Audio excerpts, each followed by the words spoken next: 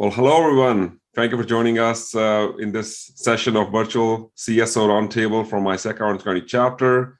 My name is Victor Monga. I'm governor and past president for ISAC Orange County chapter. Today with me, we have John Kinderberg, creator of Zero Trust, and Brian Barnier, who's also associated with John, and he's co-founder of Think Design Cyber. Today, we want to talk about Zero Trust, what is security leaders are thinking about it when their boards and practitioners are asking about Zero Trust, how they should align themselves and security posture and security framework to Zero Trust. With that, I'm going to pass it on to you, John and Brian. All right, and I will pass the baton to John here in just a moment. This proceeds from our prior session where Prachi Kale and I talked, and we made so many references to the great John Kinderberg, creator of Zero Trust. And importantly, we emphasize you need to hear from John because you've got to get authentic Zero Trust, not all the noise that's out there. I just saw another thing this morning that's noise. And understanding the way John envisioned it and the false assumptions and how to make it simpler is the reason we're delighted that John is here with us today.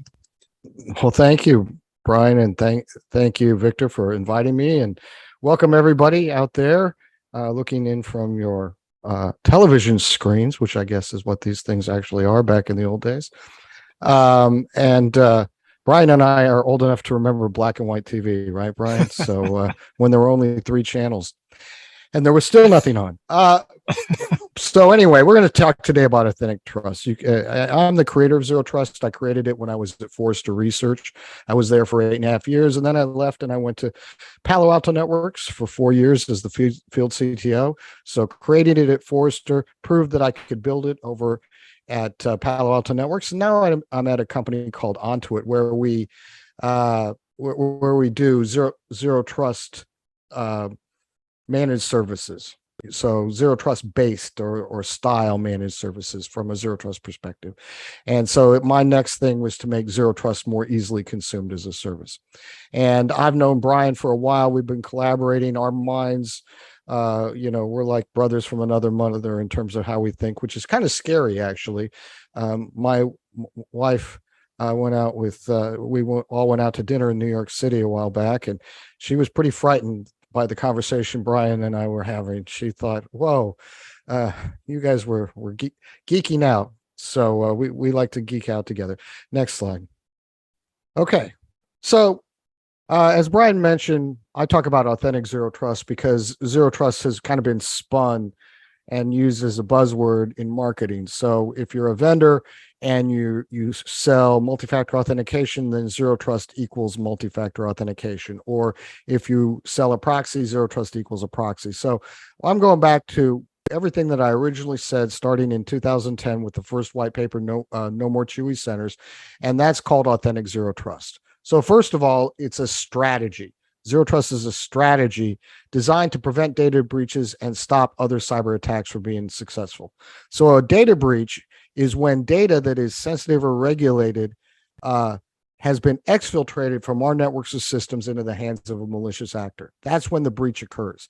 The intrusion is when somebody gets in and starts looking around. So understanding the difference between a breach and intrusion is really important in the modern world, because regulators call a breach the event where data leaves the building, right? Remember, Elvis left the building. There were a lot of people in the building, but only one person mattered. That was Elvis. When Elvis leaves the building and gets into the hands of malicious actors, then that's when there's a breach. And then we can never stop a cyber attack from starting, because that would mean we'd have to be the attacker. But we can make sure that it's unsuccessful. So those 2 things are the strategic goals. And then there are design principles that I'll talk about. So I give you a map on how to do that. And those work. I mean, I've just done this so many times, I can guarantee you those work. And then there's a 5-step methodology. This is about how you do it. And then there are demonstrable positive security outcomes. I get this all the time from my customers about how we stop this thing. That thing didn't happen in our organization. So these are the things that, authentically you're going to be able to understand after we have this short talk. Next one. So let's talk about some misconceptions of zero trust. The first one is zero trust means making a system trusted. This is false, right? We're trying to eliminate trust. Trust is a bad thing in cybersecurity. We're talking about digital systems. So how much trust should you have in a system called zero trust? Zero. We're eliminating the old broken trust model.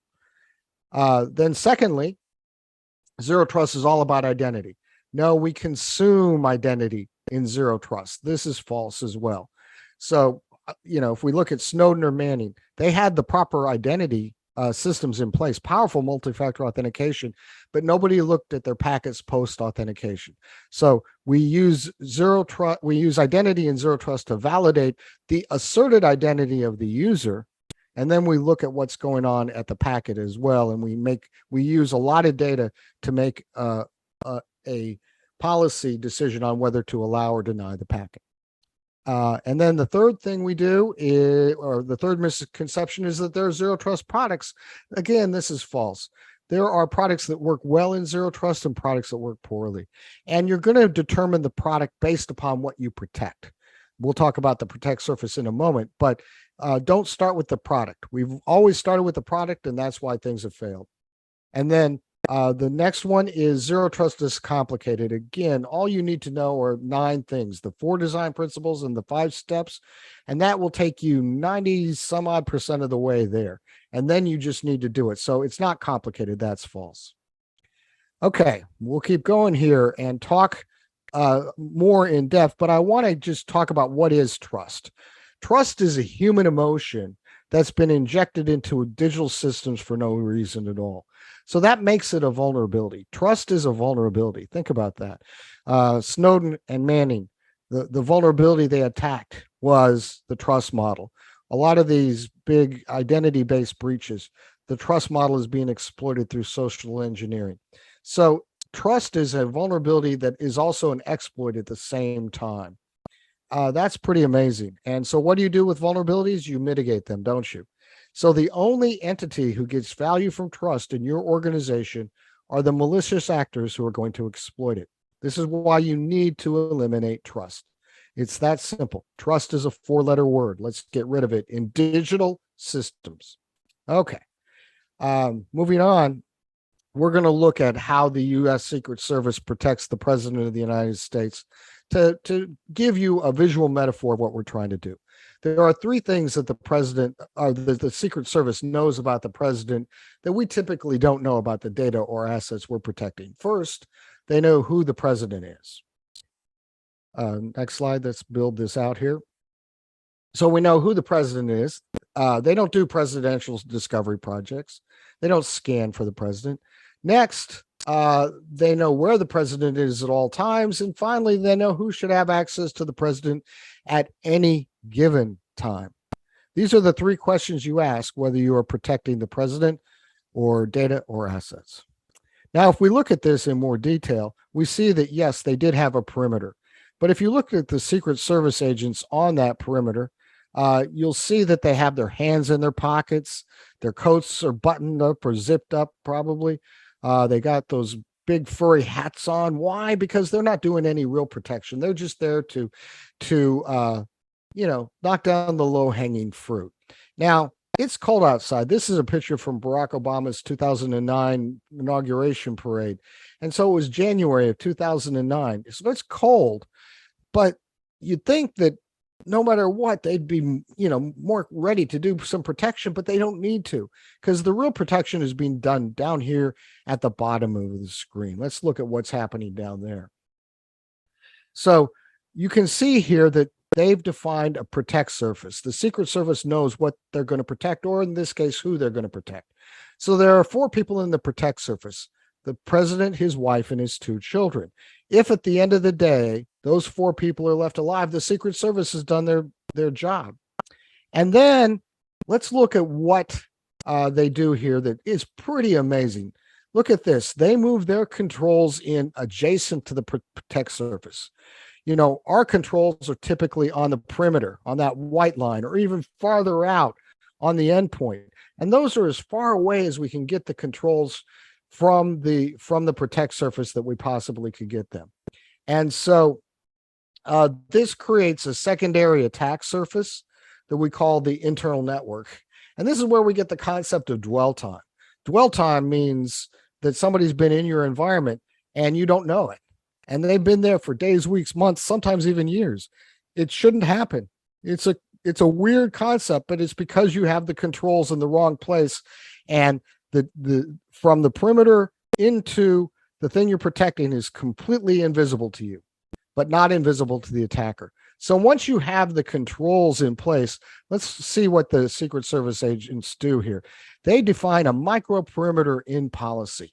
Now, a micro perimeter versus an edge perimeter is much more efficient, and it reduces the blast radius, and it limits the ability to attack the protect surface. So the protect surface shrinks the attack surface down orders of magnitude to something small and easily known. And then once inside the protect surface, there's very little that can be done.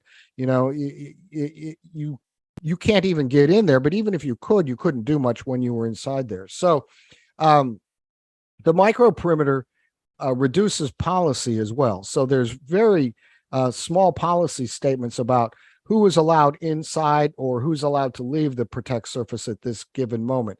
Remember, the president and his family are the protect surface. So there's only two people that we can see that are in that vehicle who could leave. Not that they would, but the two Secret Service agents in the front of the vehicle could transit outbound. And no one could get in because the Secret Service agents that you see walking, they don't have their hands in their pockets. They don't even have gloves on.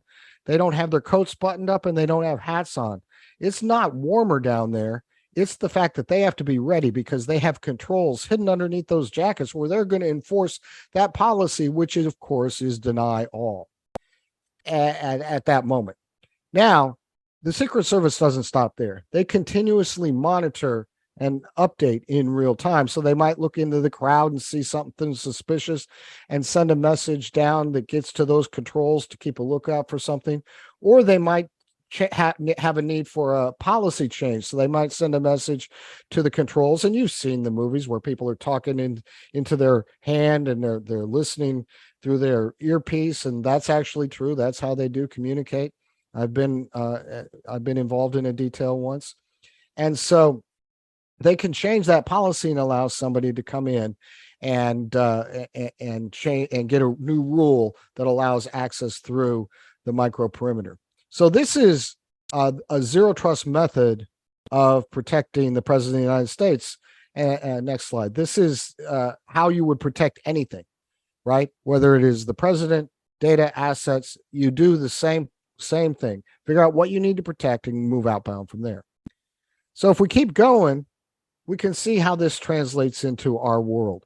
So there's a 5-step methodology for deploying zero trust. And so this is your map. So the first thing you're going to do is define the protect surface. What do you need to protect? And we call the things that are in the protect surface DAS elements. DAS, D-A-A-S, stands for data, applications, assets, or services, and they're generally sensitive or regulated. So we take a single DAS element and we put it into a single protect surface, and we build out one protect surface at a time. So this is incremental, iterative, and non-disruptive. Next, we map the transaction flows to see how the system works together as a system. Now, I built this journey, this map, when I was at Forrester Research, and somebody asked me just the other day, aren't you kind of upset that, the first 8 years you were the only person doing zero trust and no one else believed in it and people made fun of you? And I said, no, I'm not, because it gave me the ability to spend a lot of time working on these environments and learn lessons that I could pass on before they had to learn them. And mapping the transaction flows is one of those lessons. Early on, one of the very early zero trust environments, we thought, everything was going fine. And then the whole environment went down. The whole network went down because somebody had pulled a server out of the system, thinking, hey, they said, this is an old server. Let's pull it out. without knowing that it was critical to the thing that they were protecting. So it started out, this zero trust stuff doesn't work. And then quickly we understood, no, we, including me, no one knew how the whole system worked together as a system. So I put this step in. Originally, I had 4 steps. I added a 5th before I wrote the paper, because all the research that I wrote had primary research and experiential items attached to it. And so I added this step so that you wouldn't make that mistake. That's why it's there. It's not just superfluous. And then the 3rd step is we architect the environment. Every zero trust environment is tailor-made for the protect surface it's protecting. And so people ask me all the time, hey, I just bought widget X or gadget Y. What product should I put, or where should I put it? I'm like, I don't know. What do you mean you don't know? You've been doing this for so long. Well, what are you protecting? I'll ask. And they go, well, we haven't thought about that. Yeah, well, until you know that, you don't know whether you even bought the right technology, right? So you start with the protect surface always. Architecture comes later, but we've been trained to believe architecture comes first. Why? Because the vendor can sell you some products that you may never implement if they get you to believe that the architecture comes first. It's in their best interest to get you to believe that, but it's in your best interest to follow this map. And then the 4th step is creating policy. This is known as a Kipling method policy: who, what, when, where, why, and how. And you can define very, very precise granular policies using that method. And then finally, we monitor and maintain. This is where we take all of the telemetry from the system and we re-inject it back into the system so that we can see what we need to improve upon. And this creates what's known as an anti-fragile system. So Taleb, the writer Taleb, gave us the book Anti-Fragile a number of years ago, and he gave me the vocabulary to talk about what I was trying to create. This is an anti-fragile system. It gets stronger and stronger the more it's under load, the more it's under attack. We see what we need to fix, and we can fix it easily. So, John, you've got a number of elements in critical thinking already built in, and this is sort of the mind meld that you were referring to before. But one of the things that you do is you shift from the boiling notion of threats to the protect surface. You showed that in the presidential motorcade. You showed that in the 5-step method.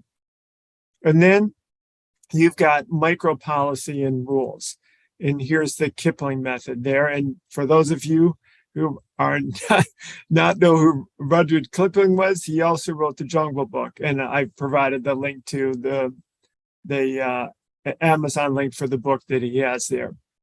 But this is very important because a lot of rule statements do not cover all these elements. And what the gift that John has brought to cybersecurity here is about, 30 years ago or so, Rudyard Kipling in this poem got really big in the business community. You can still go online and see a variety of uses of it. But this allows a cyber person to have a conversation with a business person using a metaphor they might already know. This simplifies your life and makes it easier.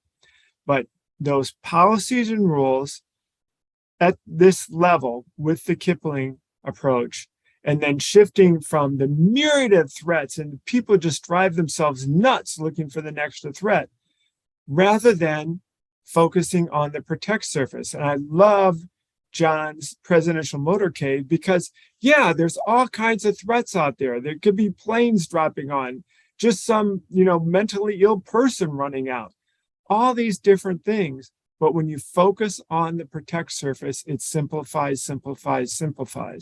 And that's when I talk to people that think that zero trust is complex.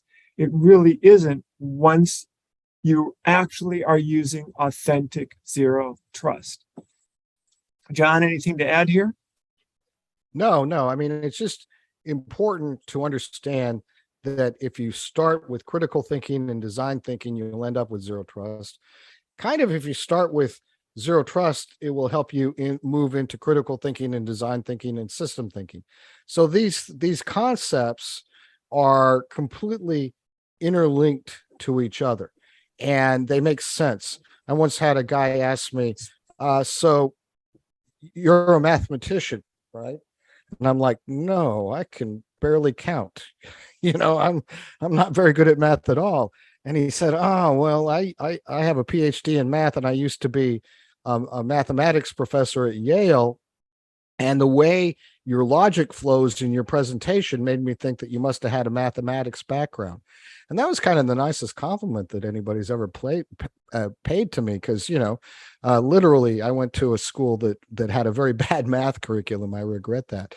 But a high school. But this is the thing. This makes logical sense if you know how to think logically. And we kind of don't teach that anymore, do we, Brian? We don't teach these critical thinking, design thinking paradigms anymore the way we used to. And when you start thinking that way, the world will open up to you. Yep. No, when Prachi, Kale, and I do surveys at Think Design Cyber, we see this all the time. Even if critical systems and design thinking are used widely in other areas of the business, not so much here. So we go to systems thinking in, again, authentic zero trust. You start out with the protect surface, because the way you looked at the protect surface, and that the example you just gave of the server being disconnected, right? That's a complex dynamic system. Any of these things, but you need to know how it works. And you just said that. That's a hallmark of systems thinking, being able to understand how it works, and being able to ask, what if? At a more detailed level, this is where we map the packets. And people who are looking at cyber pros, I should say, who are looking at people instead of looking at packets is a big deal. And you emphasize that over and over again. And then you've got the feedback loop. That's another characteristic. That's very W. Edwards Deming, continuous improvement, and so many methods from there. And then you already punched the fact that it is a strategy and not some of these things that other people talk about. And we've got Walter Shewart, who was working on this 100 years ago, W. Edwards Deming, Russell Lakoff. You've built all of them into zero trust because of that example you just gave. Anything you want to add here before we push? No, I just think, start doing some research. This is fun stuff to think about. I mean, cybersecurity is going to lead you on some wonderful journeys in your career. And then we've got design thinking piece. And John, here's your 4 design concepts of zero trust. And the important part is that typical design in tech is just about user experience and swipes and such.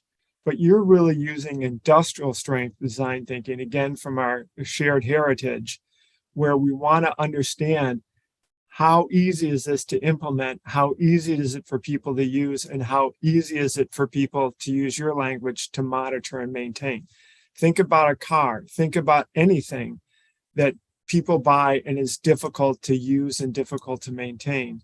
And you've addressed that all in authentic zero trust. Your thoughts? Yeah, I mean, you need to think about not just the user experience, but the whole part. Everything is design at some point, right? I mean, we've talked a lot about design, and I've been lucky enough to meet some great industrial designers. George Nelson, who worked with the Eames, is on a lot of projects. I met him before he died and talked to him about this stuff extensively. This is all, this is industrial design for the internet, if you want to put it that way, because it has to have usability, it has to have transparency, it has to have functionality, and it has to have safety. And all of those things are paradigms in industrial design. There's a lot of work that goes into something that looks very simple. I remember talking to a person who was involved in deciding about how to put an arrow on your gas tank gauge, your gas gauge, to tell you which side the fuel tank was on. And that was a long process as they thought through that, because it's a lot more complex than it looks like now. So anything that's great design like that is really great design. Looks simple, but it starts out pretty hard. And that's why your first design concept, when people are telling me they can't communicate to the business, I say, have you read John's 4 design points? Because the first one is, what does the business need to achieve? So Yep. it's so much easier when this is done. And then, John, there's a lot of, even in the federal government, there's a lot of not so faithful reports and documents on this, but this is one that you are very tied with. You want to explain a little bit about it? Yeah, I was appointed to the president's National Telecommunications, National Security Telecommunications Advisory Committee, Subcommittee on Zero Trust and Trusted Identity Management. Boy, that's a mouthful, isn't it? That's why it was hard for me to come out with. And we issued this report to the president. We found they didn't tell us on the committee, but they actually delivered it in February 23rd. So there's an updated version with that just has the delivery date that it was delivered to him, February 23rd of this year. And this had a ton of stakeholders from the public sector and the private sector, various companies, various thought leaders, various agencies, the NSA, DOD, DISA. This was sponsored by CISA, the Cyber Information Security Agency, I guess is the actual title. You know, I learn these acronyms and then I forget what they actually stand for. But this is a CISA report. And so a lot of us who were involved, CISA, DISA, NSA, me, the Cloud Security Alliance, for example, the Cyber Theory Institute that Ryan and I are involved in, we would all consider this report to be authoritative on what zero trust is. If somebody says, well, we have a different opinion on what zero trust is, send them this report. This is, you know, if you look at the people who briefed and wrote and were part of this, that is pretty hard to refute. So this is the best document that contains all of the current thinking on zero trust. Yeah, and that's really need to send this to people because there are other .gov documents out there. This is the authentic one. And so please share this. And then our pal George Finney's book, where you wrote the cover. I wrote the intro, yeah. George Finney is the CISO of Southern Methodist University. He's been building a zero trust environment over there for a long time. I've known him for many years. He told me he wanted to write a novel about zero trust. I said, why? He wanted me to be the main character. I said, no, that I don't want to be the character of a main character of a novel. I'll just kind of hide on the periphery. So he came to my living room. We sat down and we talked about this for a long, long time and had a lot of interactions. And he wrote this wonderful novel that I think will, you know, be very similar to the Gene Kim Phoenix Projects type of thing, help you understand complex topics, but in a fictional narrative way. And so it was fun to work with this. It's quite an honor. Who would have ever thought? I mean, I never would have thought that somebody would want to write a novel about zero trust and include me in it. So it's pretty cool. Yeah. And I have to add, you know, having read it, is that it's really very engaging. It tells a story and it pulls the reader along. And I love the little flourishes he adds. So it's not, not like reading your advisory committee report to the president. This is very engaging. And he's very talented. Yeah. Yeah. And here's the Cyber Theory Institute that you've already mentioned. And the section here about design and systems thinking. There's other folks that are involved with this, including George Finney. I only had room for so many pictures out here, but you can all go to the Cyber Theory Institute, just search it on the web and you'll bring up all the great people, including your Forrester collaborator, Chase Cunningham, and more. Absolutely. And then, you know, we've got to frame this because part of critical thinking, systems thinking, and design thinking is outthinking enemies.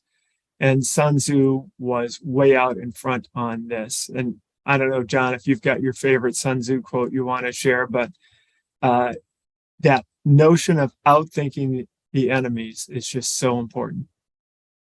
Well, it's an adversarial system, but my favorite quote from military theory, which was very influential here, comes from Frederick the Great, who said, if you try to protect everything, you protect nothing.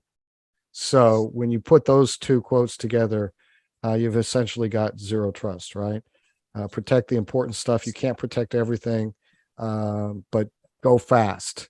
And people ask me, well, I don't know when to start. And I say, start now. It doesn't matter where you start, but it matters when you start. Do something simple. Just start. Do anything, because this threat environment is going to change really, really quickly on us. We're at a kind of a tipping point of we're going to see some new threats coming out, I think, in the next few months that are resulting from some of the geopolitical conflict that we're seeing happening right now. Right. And we've also got more threats to people like medical devices and that. So the urgency has never been greater. And that's why when we look at this, there's the methods that are largely terrible. And that's what zero trust is trying to overcome. And we're using systems thinking and critical thinking and design thinking to do that. People, there's an awareness that people are not as empowered as they should be because of the methods problems. And so much of the focus is on the technology, like you mentioned before. And we need to be able to shift that to get back to doing the methods right. In every other discipline, in medicine, you expect your surgeon to understand the human body as a system. Would you get on an airplane where the manufacturer, the pilot, air traffic control didn't understand aviation as a system? Of course not. But why in cybersecurity is there such a low awareness? And that's why your step 2 about mapping the system and mapping the packets, it's just so incredibly important. So this allows us to go into the broader background of critical thinking, systems thinking, and design thinking. So John used Kipling because he's just, again, 30 or 40 years ago, he got very big in the business literature, and that's a big help to you in communicating to business people. But remember, Kipling got that from Aristotle, and Socrates, Plato, and Aristotle are affectionately known as the SPA guys, and they're the backbone of critical thinking. So John, to your point earlier about why don't we teach this anymore, this stuff is 2,300 years old that we are not using, and that's how far people are. And here's just some examples of Socratic questions that are there. And I really want to punch the last one. Does our frame of reference or perspective lead to errors? Because this, John, when you shift from the threats to the protect surface, that is an example of framing errors. Anything else you'd like to add? No, I mean, there's another quote. People who forget the past are doomed to repeat it, or some such thing. And I've heard that comes from a lot of different people. So who knows? You probably know who said it, but George Santayana. I've heard that, yeah, but I've also heard some other people. So anyway, I've heard de Tocqueville. But either way, that's where we are right now. There's a lot of forgetting the past, and we're gonna repeat the errors of the past. I see this as in the movement of the cloud, where we're using native controls called ACLs, access control lists, that are stateless. And this is where we were in the late 1980s, early 1990s, before the stateful packet firewall came out. And we're going back 30 or 40 years in terms of security methods because we've forgotten the lessons of the past and how the attackers brought all that stuff down. So that's just a great example of a frame of reference leading to errors and forgetting the past. And so there are a lot of great lessons from the past and learn them, and then, put them into your personal DNA. Yep. And so that takes us to systems thinking. And again, I gave the medical and the aviation analogies. This one comes from NASA. I mean, stuff is all around us, right? I mean, we had a rainstorm here in Michigan today, and, it moved on.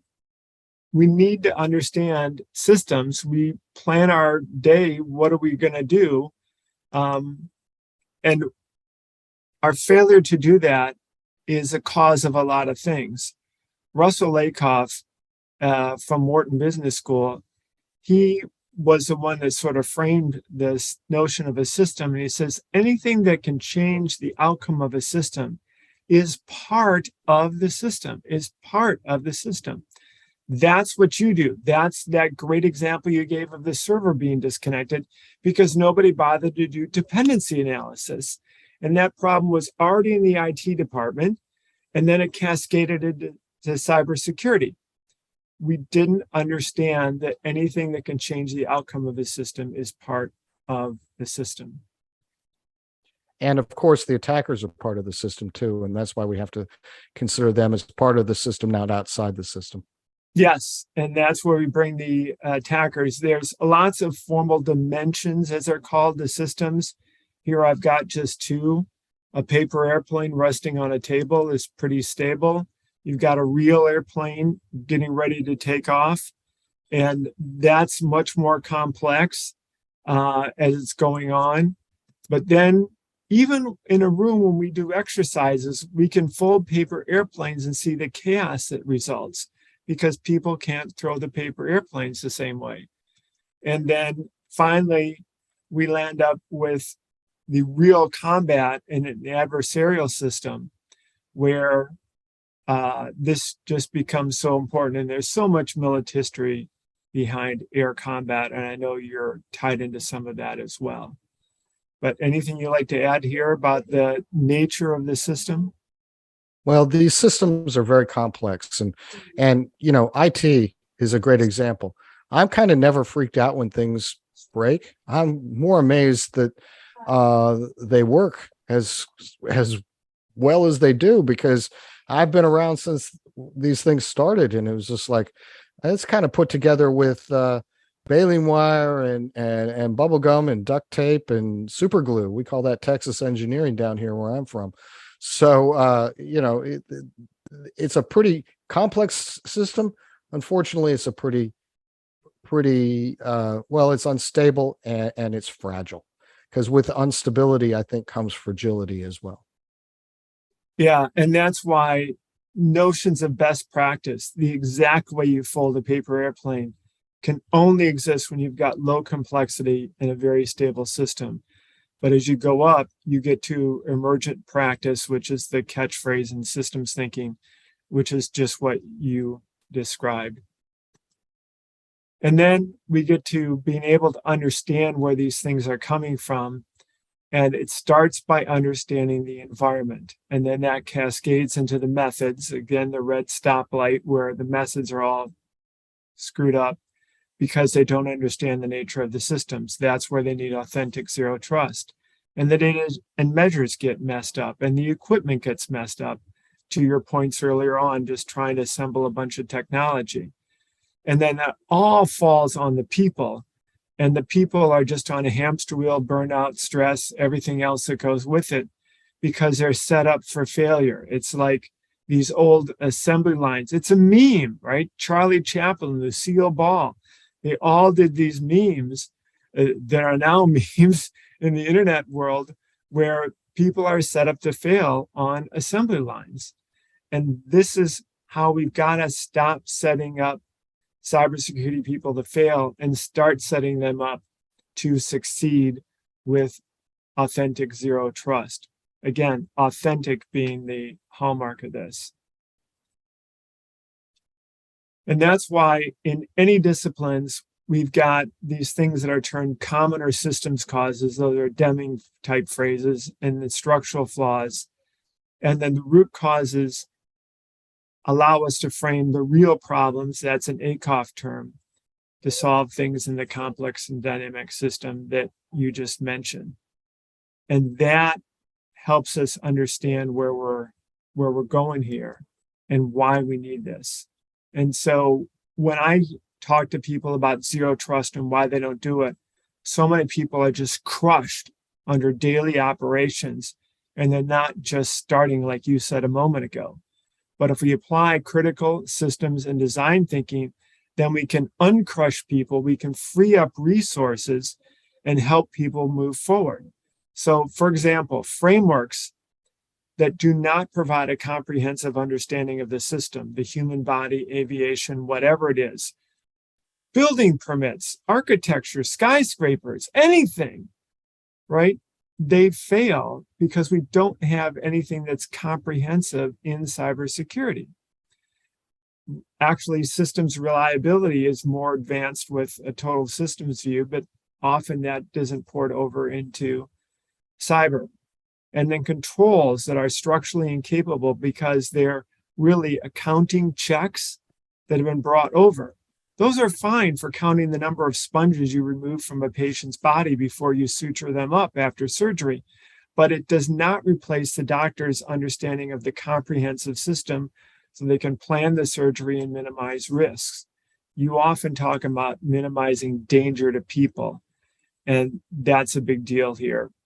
Just using that medical metaphor. Anything you want to add here? No, this is just, the more that you can learn some of these lessons and incorporate them into your cyber thinking, it's going to be helpful to you as a leader, as a practitioner, and in general, just living life. These things all translate into life, I've found as well. Yeah. So with the real problems clear, we can apply that industrial strength design thinking, your 4-point method. And just to build that out a little bit more, we understand that step 1 is to challenge the prevailing view. Step 2 is to observe the behavior of the people in the system, back to your comments on Snowden or the presidential limousine. Understand how the system really works, your packet analysis.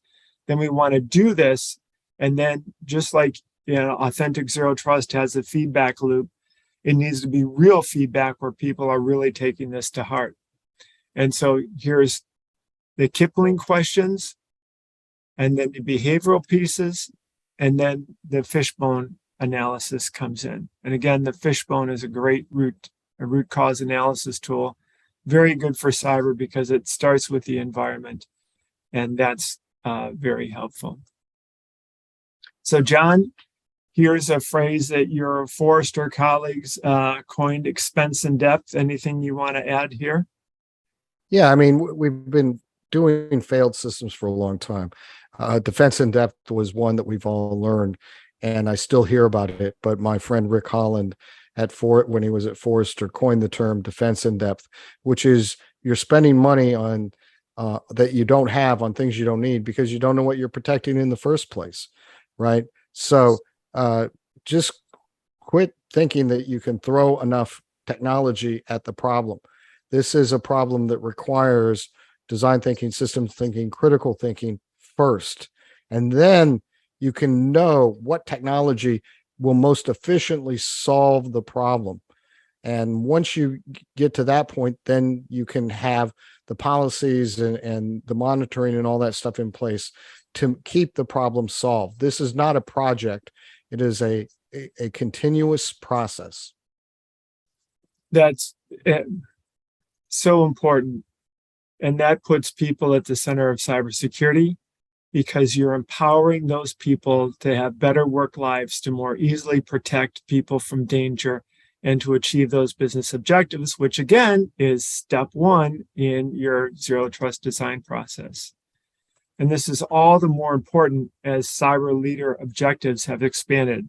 We've got a much bigger world, and this is something that our co-founder in the Cyber Theory Institute, Prachi talks about all the time. And anything you want to add here as the role of the cyber leader grows? No, I mean, you just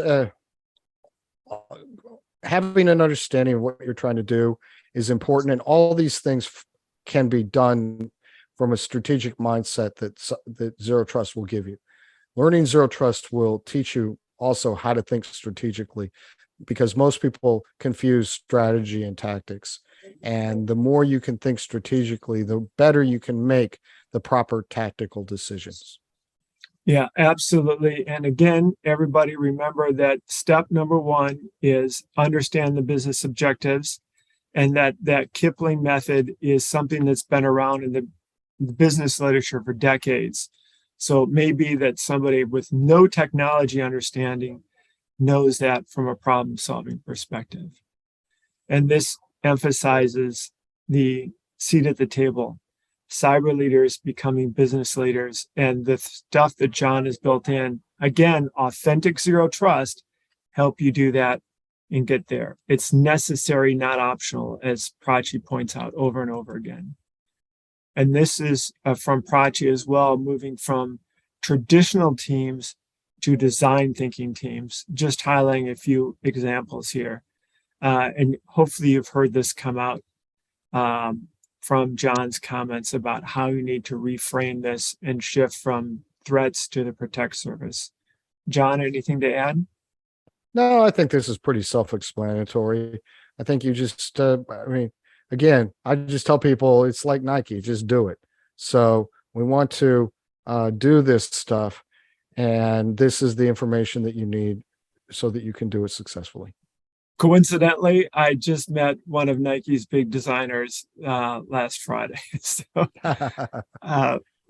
we get along very much. And again, from Prachi is that cyber has been left behind because cyber professionals haven't been supported as people in other business functions. Think new product management, think marketing, think sales, think customer service, think operations and logistics, especially during the pandemic. All these areas have gotten extra TLC, tender loving care, but cyber is left out from so much. Yeah, it's often an afterthought, and we wanted to get the immediate thought. Do it right. Before there's a problem. Get out in front of it. Yep. So there's a bunch more available from the coursework that we're all working on for cybered.io. And John, any comments about your course that you want to add here? Well, I'll be doing Zero Trust 101 for cybered.io, and that will, that is designed to help you get most of what you'll need to know to begin this process in a single course. So looking forward to that coming out later on in the year. And then we've got the 3 fireside chats that you and I did as well. Absolutely. So to wrap it up, the path to Zero Trust, these are the things that I hear most often as concerns and why people haven't just started, to John's point. And yet, once you get clarity, once you start using the thinkings, you free up resources and you make everything available so that this is just so much easier to do. John, anything that I've missed here that you hear more in your conversations? Just one comment somebody told me once. He said, we spent more time arguing about Zero Trust than we did building the first Zero Trust environment. So it really is much easier than maybe other people have told you, and try to look at why they are saying those things. I want you to be safer. I want the world to be safer, and you play a part in that. Whoever you are, you have the opportunity to make the world a little bit safer every single day. And by beginning to do Zero Trust in your world, you'll make your world a little bit safer as well. All right. So John, thank you so much for being with us here and adding to this prior conversation that Victor led us through. And Victor, back to you. Oh, thank you. Thank you, John, Brian. This was really insightful. Our CISOs are looking forward to it. I think we're definitely going to bring you back for a longer, expanded conversation. This is definitely a good fundamental foundation precursor conversation that our CISOs would love it. So once again, John, Brian, thank you so much. Hey, thanks for having me. I appreciate it. Take care. Thank you.